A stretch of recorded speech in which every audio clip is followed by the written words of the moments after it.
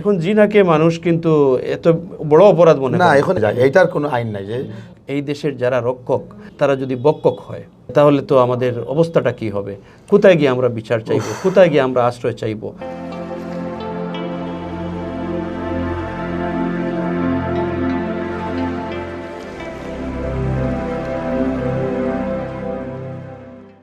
বিসমিল্লাহির রহমানির রহিম।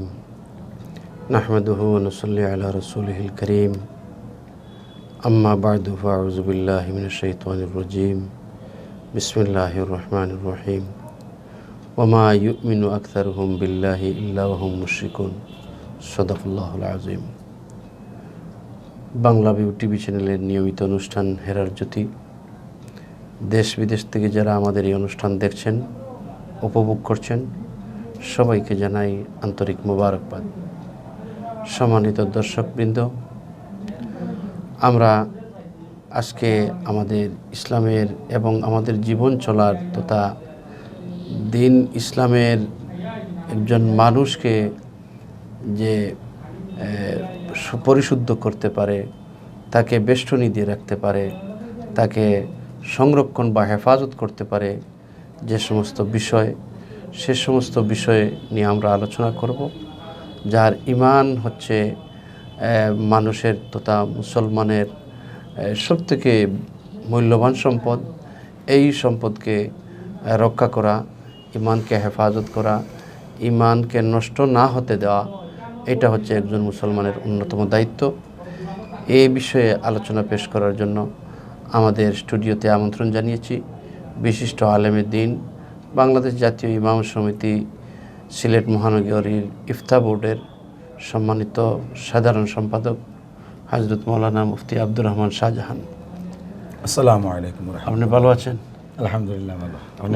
যে দীর্ঘদিন পরে আপনাকে আমরা আমাদের স্টুডিওতে আমন্ত্রণ জানিয়েছি, আমরা গুরুত্বপূর্ণ বিষয় হলে আপনার দ্বারস্থ হই। তাই আজকে যে বিষয়ে আমরা আলোচনা করব, বিষয়টি হচ্ছে ঈমান বিনষ্টকারী যে সমস্ত বিষয়, এ বিষয় নিয়ে আলোচনা করব। তো আপনার কাছে আমরা প্রথমে জানতে চাইব যে ঈমান কি এবং ঈমান কি বৃদ্ধি পায় বা ঈমান কি কমে বা ঈমান কি নষ্ট হয়, এই বিষয়গুলো নিয়ে আমরা একটু আলোচনা শুনতে চাই। জি, আলহামদুলিল্লাহ ওয়া কাফা ওয়া সালামুন আলা ইবাদিহিল্লাযিনা ইসতাফা। আম্মা বাদ। বাংলা টিভি কর্তৃক আয়োজিত হেরার জ্যোতির আজকে এই সাপ্তাহিক ধারাবাহিক অনুষ্ঠানের আজকে আমাকে আমন্ত্রণ করছেন, এই জন্য কর্তৃপক্ষকে, বিশেষ করে আমার পরিচালক, আমার বড় ভাই, শ্রদ্ধেয় বড় ভাই মাওলানা হাবিবুর রহমান শিহাব সাহেব, আপনাকে ধন্যবাদ জানাই। তো আজকে যে বিষয়টা আপনারা নির্ধারণ করেছেন, এটা খুব গুরুত্বপূর্ণ। জি। তো ঈমান তিনটা জিনিসের নাম উলামায়ে কেরাম যে সংজ্ঞা দিতেছেন। ঈমান এমনিতে ঈমান আন তুমিনা বিল্লাহি ওয়া মালাইকাতিহি ওয়া কুতুবিহি ওয়া রাসূলিহি ওয়াল ইয়াউমিল আখির ওয়াল কদরি খাইরিহি ওয়া শাররিহি মিনাল্লাহি তাআলা ওয়াল বা'সি বা'দাল মাউত। মৌলিক কিছু বিষয়ের উপর ঈমান আনা এগুলা। আর ঈমানের সাথে তিনটা বিষয় সংশ্লিষ্ট। একটা হলো তাসদিক বিল জানান, অন্তর দিয়ে বিশ্বাস করা। এরপরে ইকরার বিল লিসান, এটা মুখ দিয়ে স্বীকার করা। আর আমল বিল আরকান, এই অঙ্গ প্রত্যঙ্গ দিয়ে এই ঈমানের কাজগুলো, শাখা প্রশাখাগুলো প্রয়োগ করা। জি, মানে বাস্তবে প্রমাণ করা, এটা হলো ঈমান। তো ঈমান এটা বাড়ে এবং কমে। আল ঈমান ইয়াজিদু ওয়া ইয়ানকুসু, ঈমান বাড়ে এবং কমে। আল্লাহ রাসূল বলছেন যে কোনো মানুষ যখন নেক আমল করে তখন তার ঈমান বাড়ে, যখন বদ আমল করে আস্তে আস্তে তার ঈমানটা নিভু নিভু হয়ে যায়। এটা একটা নূরের সাথে তুলনা দেওয়া যায়। একটা বাতির মধ্যে যদি আপনি তেল দেন তাহলে এটা আলোটা বাড়বে, যদি তেল না থাকে তাহলে কমে যাবে। ঠিক তেমনি হবে ঈমান হলো অন্তরের সাথে সম্পৃক্ত। আর এটা শক্তি পায় আমলের মাধ্যমে, আমলের দ্বারা, অর্থাৎ অঙ্গ প্রত্যঙ্গের দ্বারা আমল করলে ঈমান বৃদ্ধি পায়। জি, তো এটাই তো ঈমান। এই একটা অমূল্য সম্পদ, এটাকে হেফাজত করতে হয়। এটা এমন না যে আমি সিমেন্ট দিয়া গালা দিয়ে সিল গালা দিয়ে রেখে দিলাম, এটা আমার আর কমবে না কোনো দিন। আল্লাহ রসুল বলছেন এমন এক জমানা আসবে যে জমানার মধ্যে মানুষ সকালবেলা মুমিন হয়ে ঘর থেকে বের হবে, বিকালবেলা কাফির হয়ে ঘরে আসবে।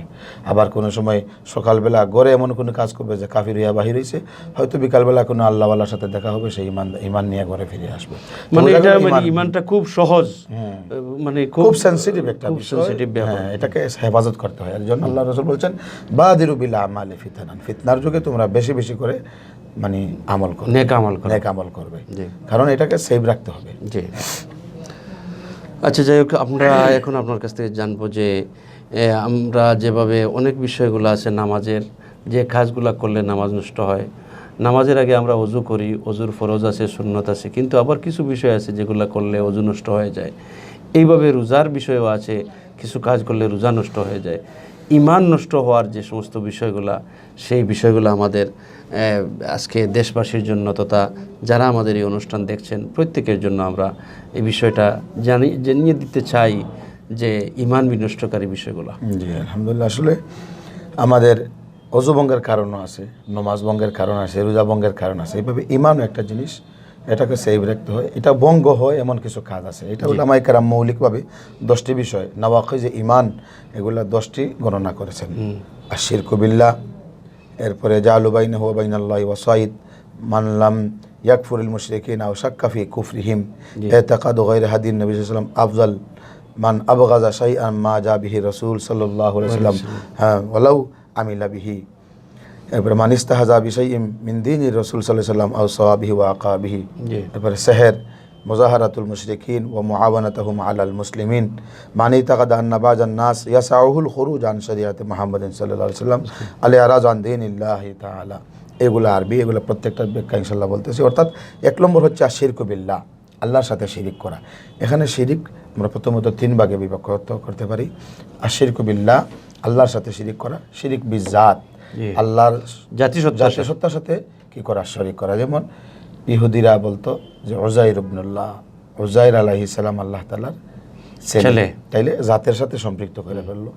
আর খ্রিস্টানরা বলতো ঈসা ইবনুল্লাহ, ঈসা আল্লাহ তাআলার ছেলে, এবং মরিয়ম আলাইহিস সালাম আল্লাহ তাআলার স্ত্রী। নাউযুবিল্লাহ। আল্লাহ পাক বলেন ওয়ালা তাকুলু সালিসু সালাসা, তোমরা 3-এর 1 আমাকে বলো না, ইনতাহু খাইরাল লাকুম, এটা তোমাদের জন্য কল্যাণ হবে। তো এই যে তারাও শিরিক করছে, এটা আল্লাহ তাআলার সত্তার সাথে কি শরীক করা। এরপরে শিরিক বিসিফাত, সিফাতের মধ্যে শিরিক করা, অর্থাৎ আল্লাহ তাআলার গুণের মধ্যে কাউকে শরীক করে নেওয়া। যেমন অনেক সময় আমরা মনে করি যে আল্লাহ তাআলা আলিমুল গায়ব, আমরা মনে করি যদি অন্য কোনো ব্যক্তিও আলিমুল গায়ব, তাহলে আল্লাহ তাআলার এই যে আল্লাহ তাআলার আলিমুল গায়ব হওয়া যে একটা গুণ, এই গুণের সাথে আমি শরীক করে নিলাম। আল্লাহ তাআলা সর্বত্র বিরাজমান। হ্যাঁ, আল্লাহ তাআলা বিরাজমান বলতে এটা ইলমান, রব্বুল আরশে ফাওকাল আরশে বেলা তাকায়ুফিন ওয়া ইত্তিসাল, নুজুলুর রব্বি মিন আ'লাস সামা বেলা তাকায়ুফিন ওয়া ইনফিসাল। আল্লাহ তাআলা আরশে আজিমের মধ্যে আসেন, আল্লাহ তাআলা শেষ রাতে আসমানের মধ্যে আসেন। হ্যাঁ, আমাদের সব কিছু দেখতেছেন, এটা ইলমান, আল্লাহ তাআলা আমাদের সাথে হাজির। তো এই আল্লাহ তাআলা সব কিছু দেখতেছেন, যেটাকে আমরা হাজির নাজির বলি।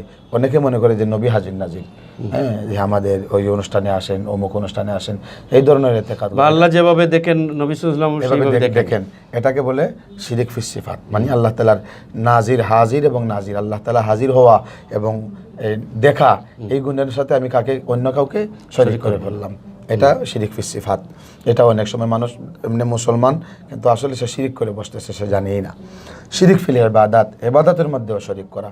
অনেকেই ইবাদত করে কিন্তু এর সাথে আল্লাহ তাআলার সাথে অন্য কাউকে শরীক করে বসে। যেমন মনে করেন আমাদের দেশেই অনেক সময় আছে, মানুষে মান্নত করে শাহজালালের নামে, সে আসলে মুসলমান কিন্তু সে কি করতেছে, মান্নত করতেছে শাহজালালের নামে। তাহলে ইবাদতের মধ্যে জবাই হবে আল্লাহর নামে, সে কি করলো, শাহজালালের নামে জবাই করে দিল, বা ভান্ডারের নামে, হ্যাঁ, অমুকের তমুকের নামে জবাই করে দিল। তাহলে ইবাদতের মধ্যে শরীক করে ফেললো। আবার এটাও আরেকটা আছে শিরিক রিয়া, আমি ইবাদত করতেছি লোক দেখানো, তাইলে আমি ইবাদতটা করতেছি আল্লাহকেও খুশি করার জন্য আর লোককেও খুশি করার জন্য, এটাও একটা শিরিক। তাইলে শিরিক ফিল ইবাদাত, এগুলা সবগুলা শিরিক। এগুলা যদি কেউ করে তাহলে তার ঈমান বিনষ্ট হয়ে যাবে। 2 নম্বর হচ্ছে জাআলু বাইনাহু ওয়া বাইনাল্লাহি ওয়াসাইদ। কোনো মানুষ যদি ইবাদত করে আর মনে করে যে আমার এই ইবাদতটা আল্লাহর কাছে সরাসরি পৌঁছবে না, কোনো একটা মাধ্যম লাগবে, এইভাবে যদি মনে করে তাইলে এটা তার ঈমান বিনষ্ট হয়ে যাবে। যেটা আগের মুশরিকরা করতো, ওই যে নূহ আলাইহিস সালামের জমানায় তারা কিছু মূর্তি তারা বানানোর পরে তারা এগুলোর ইবাদত করলো। তারা দিকে জিজ্ঞাসা করিল যেগুলো কি, তারা বললো আমরা তো আল্লাহ তাআলার সাথে সরাসরি আমরা ইবাদত করে পাবো না, তো আমরা এদেরকে কি করতেছি, এদেরকে আমরা তারা মাধ্যম হিসেবে গ্রহণ করছি মূর্তিগুলাকে। তো এটা শিরিক। এইভাবে যদি কেউ মনে করে যে আমার ইবাদত সরাসরি আল্লাহর কাছে পৌঁছবে না, আমার অমুক পীর সাহেবের মাধ্যমে আমি এটা পৌঁছাইতে হবে, আমার নবীর মাধ্যমে পৌঁছাইতে হবে, খাজা বাবার নামে পৌঁছাইতে হবে, এগুলোও কিন্তু এটা শিরিক। তার ইমানটা ফ্রেশ নয়। 3 নম্বর হচ্ছে মাল্লাম ইয়াকফুর আল মুশরিকিনা আও শাক্কা ফি কুফরিহি, যারা মুশরিক আছে তাদের ব্যাপারে স্পষ্ট ক্লিয়ার ধারণা রাখতে হবে যে এরা মুশরিক, এরা ইমানওয়ালা নয়, ইমানদার নয়, বা এরা কাফির। যদি আমরা বলি যে না ঠিক আছে ইহুদি খ্রিস্টান বা অন্য ধর্ম এরাও দিনের উপর আছে, সঠিক আছে, তারাও যদি মনে করে, এই ধরনের কেউ মনে করে, তাহলে তার ইমান থাকবে না। কারণ আল্লাহ পাক বলতেছেন ওয়ামাই ইয়াবতাগি গায়রাল ইসলামি দীনা ফালা ইউকবালা মিনহু ওয়া হুয়া ফিল আখিরাতি মিনাল খাসিরিন। যদি আল্লাহ দিন ছাড়া অন্য কোনো ধর্ম নিয়ে আসে আল্লাহ তাআলার কাছে কখনো গ্রহণযোগ্য হবে না। আল্লাহ পাক বলতেছেন ওয়ালা তামুতুন্না ইল্লা ওয়া আনতুম মুসলিমুন, তোমরা অবশ্যই মুসলমান হয়ে মৃত্যুবরণ করে আমার কাছে আসবে। তাইলে এখানে অন্য কোনো ধর্ম চলবে না যেটা আল্লাহ তাআলা রহিত করে দিয়েছেন।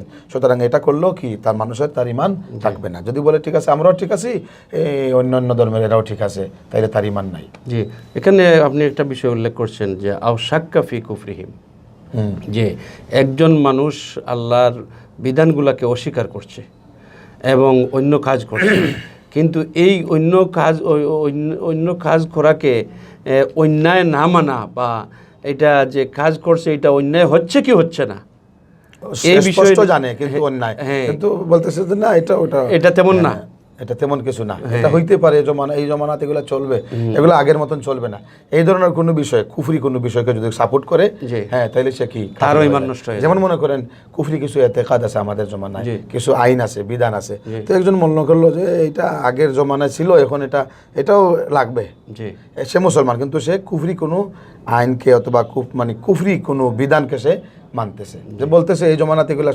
চলবে সমস্যা। যেমন পর্দার কথা আমরা বলি, আমরা উলামায়ে কেরাম মেম্বর থেকে বলি পর্দার কথা, এবং স্বশিক্ষার বিরুদ্ধে আমরা বলি এবং স্বকর্মের বিরুদ্ধে আমরা বলি, অর্থাৎ পুরুষ মহিলা একত্রে পড়ালেখা করবে, একত্রে চাকরি বাকরি করবে, এইগুলা নিয়ে যে অনেক মানুষ মন্তব্য করে যে এগুলা বিশ্বনবী সাল্লাল্লাহু আলাইহি ওয়াসাল্লামের সময় ছিল, এখন এগুলা চলবে না, এই ধরনের যদি, যেহেতু এটা ফরজ বিধান, জি ফরজ বিধান পর্দা, এই ব্যাপারে যদি কেউ কোনো কথা বলে তাহলে আসলে তার ঈমানটা চলে যাবে। এই জন্যই আল্লাহ রাসূল বলছেন বাদিরু বিল আমালি ফিতানা কাকিতাইল লাইলিল মুসলিম ইউসবিহু রাজুলু মুমিনা ওয়া ইউমসি কাফিরা আও ইউমসি মুমিনা ওয়া ইউসবিহু কাফিরা ইয়াবিউ দীনাহু বিআরাজিম মিনাদ দুনিয়া, সামান্য কিছুর বিনিময়ে সে তার দিনটাকে বিক্রি করে ফেলবে।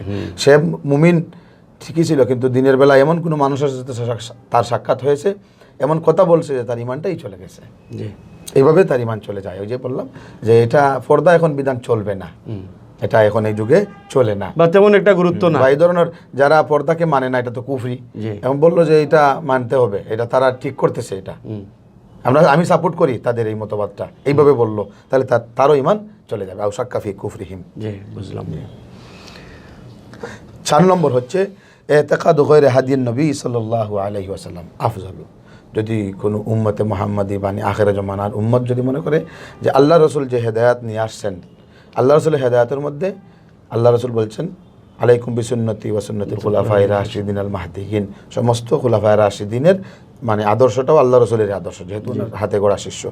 আল্লাহ রসুলের আদর্শ ছাড়া অন্য কোনো আদর্শকে যদি সে অন্য কোনো মানুষ মনে করে যে এটা আল্লাহ রসুলের আদর্শ এখন আর চলবে না, 1400 বছর পরে এটা অমুকের আদর্শ এখন চলবে, এই ধরনের যদি কেউ মনে করে, তাহলে তার কি হয়ে যাবে, সেও কাফির হয়ে যাবে, ঈমান হারা হয়ে যাবে। হ্যাঁ, এখন মনে করেন আমাদের জমানার মধ্যে আছে, ওই যে আগে যেটা বললাম যে আল্লাহ রসুলের সময় এই বিধান ছিল, এটা শেখেলের আদেশ, শেখেলের আইন, এটা এখন এটা চলবে না, এটা বর্তমানে আমাদের অমুক সাহেবে একটা আইন করছেন, এই আইন চলবে, আমাদের দেশের প্রধানমন্ত্রীর আইন এখন দেশে চলবে, নবীর আইন চলবে না, বা অমুক ডালকান্নাগির আইন চলবে, হ্যাঁ অমুকের আইন চলবে, আমেরিকার আইন চলবে, ব্রিটিশের আইন চলবে, এই ধরনের কেউ মনে করে তাইলে, বা অন্য কোনো ব্যক্তিও হইতে পারে এই ধরনের মনে করে, তাহলে তার ঈমান চলে যাবে। মানে ইসলাম তথা বিশ্বনবী সাল্লাল্লাহু আলাইহি ওয়াসাল্লামের নীতি রীতি থেকে উত্তম কোনো রীতিনীতিকে মনে করা এইটাও যেমন মনে করেন বর্তমানে আমাদের দেশে একটা সমস্যা চলতেছে যে জিনার আইনটা কি হবে। এখন বর্তমানে কিছু আধুনিক মনাম লোক যারা এরা বলতেছে জিনার আইনটা কোরআনের আইন, আয-যানিয়াতু ওয়াজ-যানি ফাজলিদু কুল্লা ওয়াহিদিন মিনহুমা মিআতা জালদা, যে জিনাকারিনী মহিলা এবং পুরুষ তাদেরকে কি করা হবে, মিআতা জালদা, 100টা বেত্রাঘাত করা হবে। হ্যাঁ, আর যদি বিবাহিত হয় তাইলে ফারজিমুহুমা, অন্যখানে আছে যে তাদেরকে কি করা হবে, রজম মারা হবে, প্রস্তর নিক্ষেপ করে তাদেরকে মারতে হবে, মানে হত্যা করা হবে। এখন কেউ বললো যে এটা এই যুগে এটা চলবে না, এখন এই আইন চলবে না, এটা বর্তমানে গণতন্ত্রের এই আইন মানতে হবে, মানবাধিকার লঙ্ঘন হবে। এই যে মানবাধিকারের নামে অন্য কোনো আইনকে উত্তম মনে করা, আল্লাহ রসুলের হেদায়তের পরে অন্য কোনো হেদায়তকে বা পথ প্রদর্শন বা নির্দেশনাকে উত্তম মনে করলে সে কাফির হয়ে যাবে। এখানে মুফতি সাহেব, এখানে আমরা আরেকটু, যেহেতু আপনি একটা প্রসঙ্গ টেনে আনছেন যে আমাদের এই বাংলাদেশে বর্তমানে যেভাবে দর্শন বেড়ে যাচ্ছে, জিনা ব্যভিচার বেড়ে যাচ্ছে, তারপরে যৌন হয়রানি বেড়ে যাচ্ছে, এইগুলা কিন্তু আমরা বলছি যে ইসলামের আইনগুলা সেকেলের আইন, মানবাধিকার এগুলা সাপোর্ট করে না, মানবাধিকার সংস্থা এগুলো সাপোর্ট করে না। এই যে কিছু মানুষ আমাদের দেশে আছে যাদের মস্তিষ্ক বিকৃত, আমি বলবো, যারা ইসলাম, আল্লাহ রাসূল বলছেন ইয়াবিউদিনাহু বিআরাজিন মিনাদ দুনিয়া, দুনিয়ার কিছু পার্থিব লোভের কারণে তাদের ঈমানটা অন্যদের কাছে বিক্রি করে আসছে, এটা চলে আসছে, বিক্রি করে দিয়ে এখন তাদের বলিগুলাই বলতেছে। যার কারণে আমরা বলবো যে এই দর্শন এবং খুন, রাহাজানি, যৌন হয়রানি এইটা কিন্তু হঠাৎ করে সৃষ্টি হয় নাই, এটা দীর্ঘদিন থেকে এগুলো লালিত হয়ে হয়ে হয়ে হয়ে হয়ে কিন্তু এখন মানে একটা বিকট আকার ধারণ করে। হ্যাঁ, এখন জিনাকে মানুষ কিন্তু এত বড় অপরাধ মনে না। এখন এই বর্তমান সিচুয়েশন আপনি দেখেন, এখন আমরা স্লোগান দিতেছি কিসের জন্য, দর্শনের জন্য, অথচ যারা পার্কে গিয়ে জিনা করে, হোটেলে গিয়ে জিনা করে, তাদের ব্যাপারে কেউ কথা বলতে, প্রকাশ্যে আমরা দেখি, অনেক সময় ফেসবুকে দেখি প্রকাশ্যে অনেক কিছু হয়ে যায়, এইটার কোনো আইন নাই। যে অর্থাৎ আমাদের বর্তমান বিশ্বের মধ্যে একটা কথা হলো যে সম্মতিক্রমে যদি কেউ এই ধরনের কোনো উপকর্মে জড়ায় তাহলে তাদেরকে কি অপরাধ, সমাজে এটা অপরাধ মনে করে। যেমন গত কয়েকদিন আগে আমি একটা বক্তব্য শুনলাম, লাইভ বক্তব্য শুনলাম আমাদের দেশের একজন নেতার, আমি নাম বলবো না, একজন নেতার, যে আপনারা প্রেম করেন, প্রীতি করেন, ভালোবাসা করেন, কিন্তু এমন কোনো কাজ যেন না করেন থানায় যেন আপনাকে যেতে হয়। হ্যাঁ, মানে থানায় না যাওয়া, একটা কথা আছে, মিয়া বিবি রাজি কিয়া করেগা কাজী, অর্থাৎ সম্মতিক্রমে আপনারা যা করেন কইরেন, থানা যাওয়া যেন না, এর অর্থ বৈধতা দেওয়া। হ্যাঁ, বৈধতা দেওয়া। এই যে অবৈধ ভালোবাসার মাধ্যমে যে জিনা ব্যভিচার, এগুলার বৈধতা দেওয়া, একজন কর্তা ব্যক্তি, একজন প্রতিনিধি ব্যক্তি যদি এই কথাগুলা বলে, তাহলে তো এটা আমাদের দেশের আকাশে। আজকে একটা ভিডিও দেখলাম, বড় কষ্ট লাগলো, একজন আমাদের দেশেরই একজন, মানে মনে হয় চলচ্চিত্রের কোনো একজন, মানে নাম নিতেছি না, তিনি বলতেছেন যে আমাদের এখানে অনেক কিছু হয়, হ্যাঁ, তবে আমি মনে করি যদি সম্মতিক্রমে যদি দুইজন কিছু করে, আমার ছেলে আছে, আমার বাবা আছে, এই সেই, উনি বইলা বলতেছে যে আমারও একটা ইচ্ছা থাকতে পারে আমি কারোর সাথে এই করা সেই করা, এটা অপরাধ নাই। আমি বললাম না, আউযুবিল্লাহ, চিন্তা করেন। এখন এইভাবে যদি আমাদের দেশের মানুষের, দেশের ভিতরে যদি এইভাবে মন মানসিকতা নিয়ে মানুষ মানে চলাফেরা করে, তাহলে আমাদের সমাজটা কোথায় চলে যাচ্ছে। আমাদের আপনি দর্শনের শুধু বিচার করবেন, এই যে জিনা যেগুলা হচ্ছে এগুলোর তো বিচার অনেকগুলো আমরা দেখি, হোটেলের মধ্যে দেখা যায়। আমরা কিছুদিন আগে দেখছি বিভিন্ন শহরের মধ্যে মানে অভিযান চালিয়ে পুরুষদেরকে ধরা হয়, মহিলাদেরকে ধরা হয়, যৌনকর্মীদেরকে ধরা হয়, কিন্তু তাদেরকে ওইদিকে ঢুকাইয়া ওইদিকে কিছু নিয়ে বামার দিয়ে সাইডা দেওয়া হয়। এটা অপরাধ, মানে এমনি সামাজিক এটা পরিবেশ নষ্ট হচ্ছে এইটা মনে করা হয়, কিন্তু এটা যে মারাত্মক একটা অপরাধ এইটা মনে করা হয় না। নতুবা জিনার মধ্যে ধরা গেলে কেন এদের বিচার হবে না? অবশ্যই বিচার হওয়া দরকার, এদেরকে কঠিন শাস্তি দেওয়া এবং শরীয়তসম্মত শাস্তি। আপনি যে বলছেন একটা কথা মধ্যখানে বলছিলেন যে এগুলা ধীরে ধীরে বাড়তেছে, হ্যাঁ, এটা বাড়ার পেছনে মূল কারণই হচ্ছে, আবার একটা জিনিস ফলো করবেন, বর্তমান কিন্তু কিছু নাস্তিকরা এরা বলতেছে যে যৌন সচেতনতা বাড়াতে হবে, ক্লাসের মধ্যে যৌন শিক্ষা বাধ্যতামূলক করতে হবে। না, নাউজুবিল্লাহ, তারা বলতেছে যে মহিলারা কিভাবে মানে তাদেরকে রক্ষা করবে, কিভাবে কি হলে না হলে এই সেই। আসলে মানে আপনি দেখবেন যে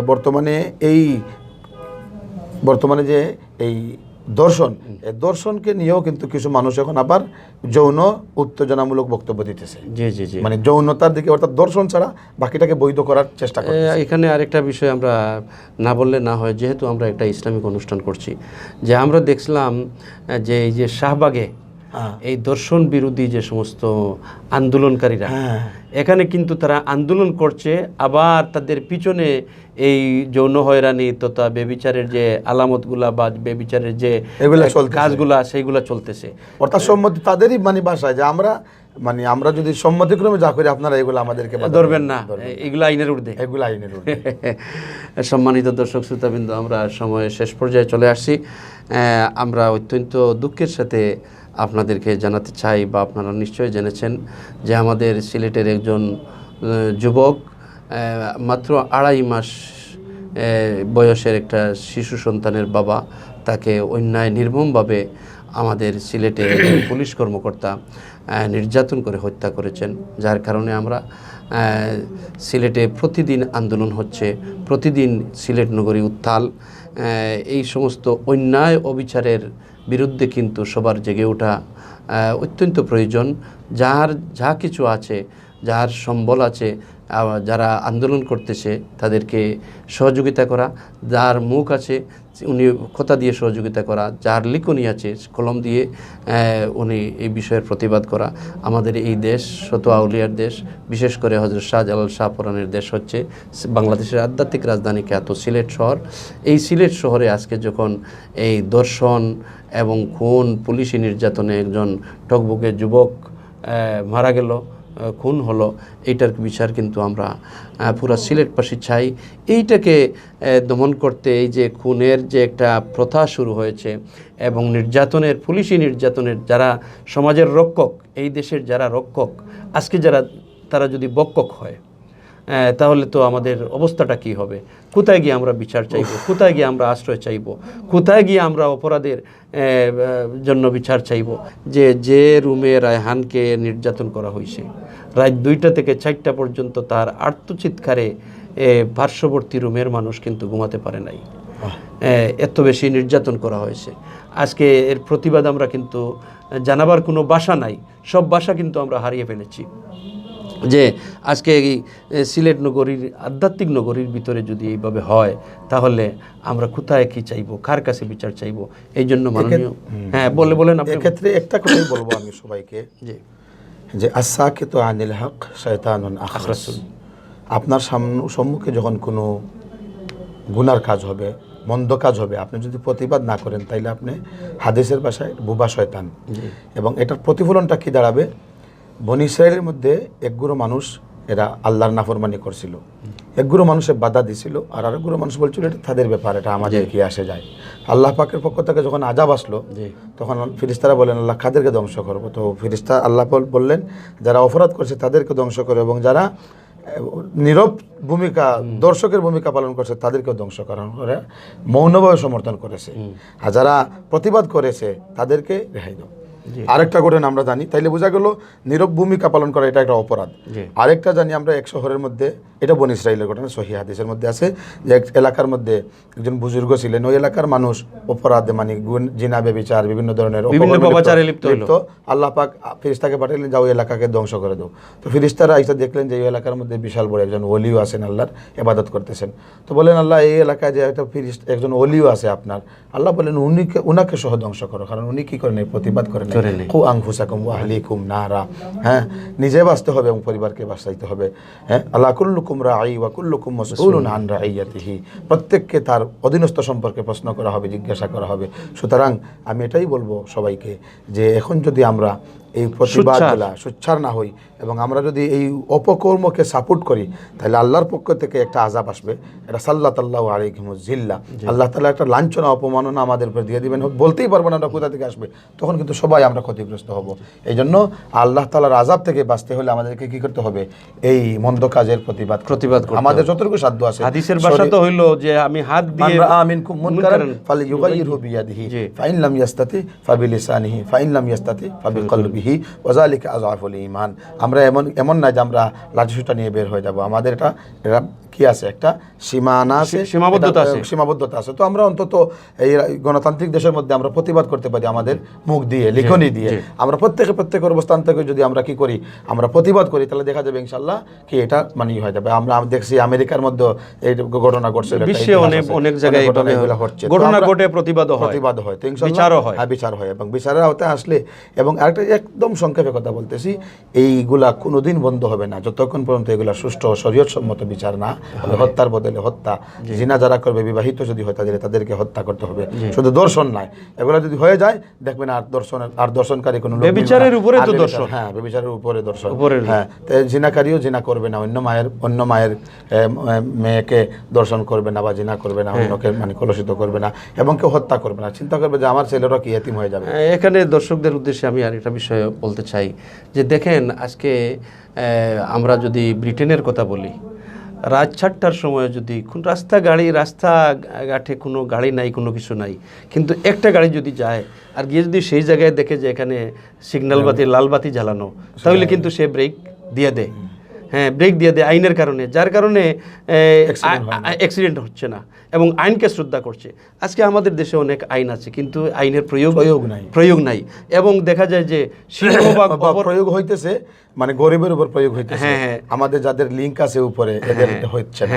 এটার কারণে এই সমাজের মধ্যে শৃঙ্খলা ফিরে আসতেছে। বিশেষ করে মাননীয় প্রধানমন্ত্রী উনি একজন সচেতন এবং আমাদের দেশের জন্য বর্তমানে অনেক কল্যাণজনক কাজ করতেছেন এবং অনেক আইনকে উনি মানে তৈরি করতেছেন। বা বিশেষ করে শুকরিয়া জানাই যে দর্শনের যে মৃত্যুদণ্ড কার্য করছেন। আমি অনুরোধ জানাবো আমাদের এই অনুষ্ঠানের পক্ষ থেকে যে এইভাবে এই আইনগুলো যেন দ্রুত প্রয়োগ হয় এবং অন্যান্য যেগুলো আইন আছে শরীয়ত সম্মত এগুলা যদি উনি কাজ করেন ইনশাল্লাহ উনি হয়তো একদিন থাকবেন না, আমরা থাকবো না, কিন্তু আইনগুলো থাকবে, উনি সদকায়ে জারি হিসেবে সওয়াব পাইতে, দেশের মানুষ শান্তিতে থাকবে।